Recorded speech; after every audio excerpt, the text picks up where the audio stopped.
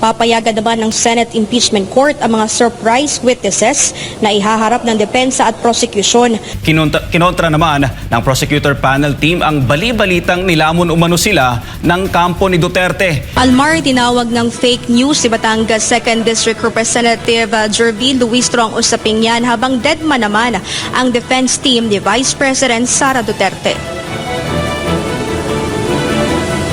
Gumulong na ikalawang araw ng pre-trial conference ng Senate Impeachment Court patungkol sa impeachment complaints na kinakaharap ngayon ni Vice President Sara Duterte. Magkasunod na dumating ang defense team at House at Private Prosecutor panel. Tapos na ang bahagi ng marking of evidence sa 2 sa 4 na reklamo, partikular na ang bribery at grave threat noong Huwebes. Ipinagpatuloy naman itong Lunes ang Article 1 at Article 2 o ang confidential funds at unexplained wealth ng ikalawang Pangulo. Umaasa ang kampo ng Vice Presidente na makukumpleto ang pagmamarka ng mga ebidensyang kanilang ilalatag sa pagsisimula ng impeachment trial sa July 6. I hope so. Pero I don't think matatapos na yun kasi marami pa talaga. After the pre-trial conference, ipinaliwanag naman ni Senate Secretary Renato Bantug Jr. ang mga susunod na hakbang sakaling matapos sa araw na ito ang marking of evidence ng magkabilang panig. They will just have to file their comments on the stipulation of facts as per their commitment last night. They'll file it until the end of office hours today. We'll review the transcript, we'll review the marking, and then we'll draft the pre-trial order for submission to the impeachment. Subalit maaari pang i-extend ang pre-trial conference sakaling hindi ito makumpleto. Papayagan naman ng Senate Impeachment Court ang mga surprise witnesses na ihaharap ng depensa at prosecution. Ngunit dapat nilang abisuhan ang kabilang panig nang hindi bababa sa 3 araw bago nila ito ipatawag upang mabigyan ng sapat na panahon ang kabilang kampo na makapaghanda. Both parties have the right to make reservations as to witnesses that may not be available yet during pre-trial, and they would have to inform the parties of the calling of such witnesses at least 3 days before the scheduled appearance. So that's allowed in the rules of court, that's also allowed during the impeachment court. Ang Senate Sergeant at Arms naman ay pag-aaralan pa kung itataas ang antas ng seguridad sa Senado sa nalalapit na impeachment trial ni Duterte. It depends, no? It depends. That is why continuing yung coordination namin with the different law enforcement agencies and our forces of the Philippines. Kung ano yung nakikita ninyo ngayon, ganito. But siguro we will just add yung visibility ng ating mga law enforcers, ng OSAA, ng PNP, at ng allied forces. Inaasahan na kasi ng OSAA na kaliwat kanan ang gagawing rally o protesta ng mga taga-suporta at hindi ni VP Sara Duterte sa labas ng Senado.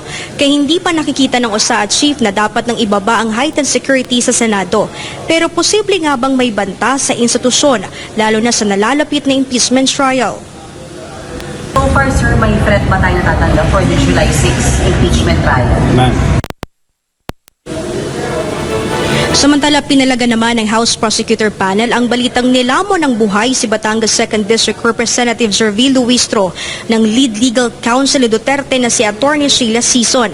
Tugon dyan ni Luistro, That is not true. That is everywhere. That has been anticipated since we started this. And seriously, that there will be a lot of speculation.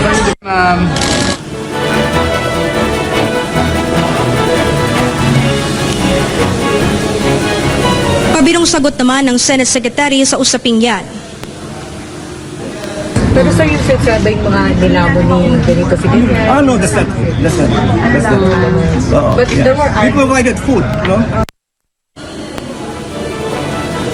Samantala, sinabi naman ni Atty. Michael Powa ng depensa na malabong matapos itong Lunes ang pagmamarka ng ebidensya sa natitirang reklamo laban sa kanilang kliyente. Gusto nating mapabilis, but we're anticipating baka umabot tayo ng Thursday. Hopefully, matapos namin as soon as possible. I think both parties naman, both the defense and the prosecution, gusto naman namin dalawa na mapabilis at matapos na to para makapag-prepare din kami for trial itself. Paliwanag pa ni POA, napakaraming dokumentong kailangang markahan sa Articles 1 at 2 bilang ebidensya. Sa datos ng Senate Secretary, aabot sa migit 4,000 dokumento o ebidensya ng depensa at prosekusyon ang dapat markahan sa usapin lamang ng confidential funds ni VP Sara. Almar, maidagdag ko lang dahil kinumpirma rin ni Senator Robin Padilla ng makapanayam natin siya kanina na handang tutulan o harangin ng minority senator sakaling maihalal bilang presiding officer ng Senate Impeachment Court itong si Senator Cheese Escudero dahil ayon kay Padilla, kung pagbabasehan natin yung 1987 Philippine Constitution, kung ang Pangulo ang ini-impeach, dapat yung Chief Justice ng Supreme Court ang dapat magsilbing presiding officer. Habang kung ang Vice Presidente naman ang ini-impeach, dapat yung Senate President ang orihinal at karaniwang namumuno bilang presiding officer. At ngunit sa ilalim ng amended rules ng Senado ngayong taon, Almar, ay pinapayagan ng mayorya yung pagpili ng magiging presiding officer kung sino mang senador ito, no? Pero nauna na rin sinabi ni Senate President Gatchalian na hindi pa pinal kung itong si Senator Cheese Escudero ba talaga yung kanilang ilalagay. At sabi pa ni Gatchalian, mananatili kanyang posisyon na siya yung yung presiding officer sa July 6. Almar.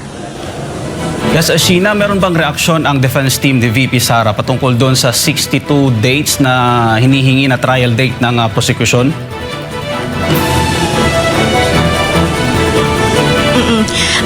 Ayon naman kay Attorney Michael Poa, sinabi niya kanina, hindi rin nalalayo talaga yung magiging calendar days para sa gagawing impeachment trial ni VP Sara. Pero ayaw din niyang i-preempt dahil wala pa nga inilalabas na pre-trial order ang Senate Secretary. Almar. Ipinaliwanag ng isa sa mga framer ng 1987 Constitution kung bakit may tinatawag na fixed supermajority sa saligang batas kaugnay ng impeachment case laban kay Vice President Sara Duterte. Sa MJ Mondihar sa report. Pwede bang bumoto sa impeachment trial ang senador na wala sa impeachment court? Ito ngayon ang isa sa mga pinagtatalunang paksa kaugnay na nalalapit na impeachment trial ni Vice President Sara Duterte sa July 6. Sa 24 incumbent senators, 2 ang posibleng hindi makalahok kapag nag-convene ang Senado bilang impeachment court. Ang mga ito ay sina Senator Ronald Bato de la Rosa na nagtatago dahil sa ICC warrant at Senator Jingo Estrada na pinatawan ngayon ng 90-day suspension kaugnay ng kanyang mga kaso sa Sandigan Bayan. Batay sa 1987 Constitution, kailangan ng boto ng 2/3 ng lahat ng senador o 16 na boto upang makonvict ang isang opisyal sa impeachment trial. Gayunman, ayon kay retired Supreme Court Associate Justice Antonio Carpio, maaaring bumaba sa 15 o mas mababa pa ang bilang ng boto na kailangan upang makonvict si VP Duterte. Depende raw sa bilang ng mga senador na kwalipikadong bumoto. Paliwanag ni Carpio, ang 2/3 vote requirement ay dapat ibatay lamang sa mga senador na legal na nakagaganap ng kanilang tungkulin at kwalipikadong bumoto. Aniya, kung may mga senador na nasa preventive suspension, nagbitiw, pumanaw o hindi na kwalipikadong bumoto, mababawasan rin daw ang bilang ng Senate members na pagbabatayan ng 2/3 threshold.